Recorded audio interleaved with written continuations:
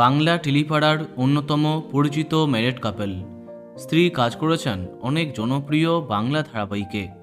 বর্তমানে মিঠিঝরাতে তাকে দেখা যাচ্ছে। অন্যদিকে স্বামী পরিচালক। আমরা কথা বলছি টেলি অভিনেত্রী রিয়া গাঙ্গুলির সম্পর্কে। 2013 সালে সাতপাকে বাঁধা পড়েন রিয়া এবং অরিন্দম চক্রবর্তী। তাদের যমজ সন্তানের বয়স এখন 7 বছর। রিয়া এবং অরিন্দমের সম্পর্কে চির ধরেছে এই খবরটা অনেক আগেই জানা গেছিল।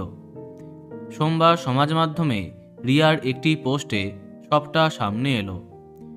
সংবাদ মাধ্যমে স্বামীর নামে নারীসঙ্গ এবং পরকীয়ার অভিযোগ এনেছেন তিনি। এদিন ফেসবুকে লিখেছেন, আজ থেকে অরিন্দম চক্রবর্তীর সাথে আমার কোনো সম্পর্ক নেই। দয়া করে ওর বিষয়ে কোনো কিছু জানতে চাইবেন না।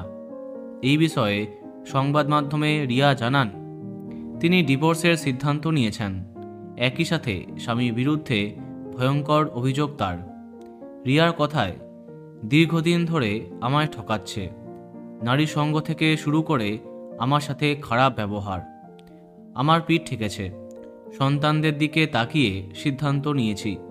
আমি তো দীর্ঘদিন ইন্ডাস্ট্রিতে আছি, কিন্তু ও আমাকে সুযোগ দেয় না, কারণ তাহলে সেটে ওর কাণ্ড কারখানা আমার চোখে পড়ে যাবে।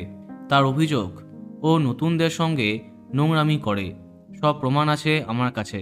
এছাড়াও স্বামীর থেকে ডিভোর্সের সাথে খোরপোশ চান তিনি, সে কথাও জানান।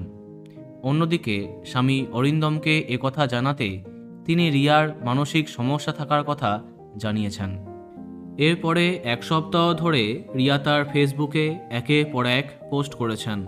তাতে জানিয়েছেন, নো মোর টক্সিসিটি। সবটাই দিনের আলোর মতো স্পষ্ট।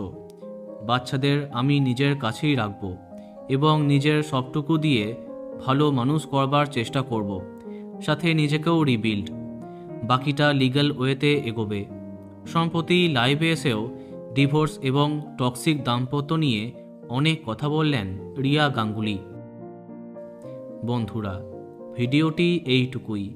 বাংলা বিনোদনের অন্যান্য আরও অনেক তথ্য পেতে এই চ্যানেলটি সাবস্ক্রাইব করতে পারেন। ধন্যবাদ।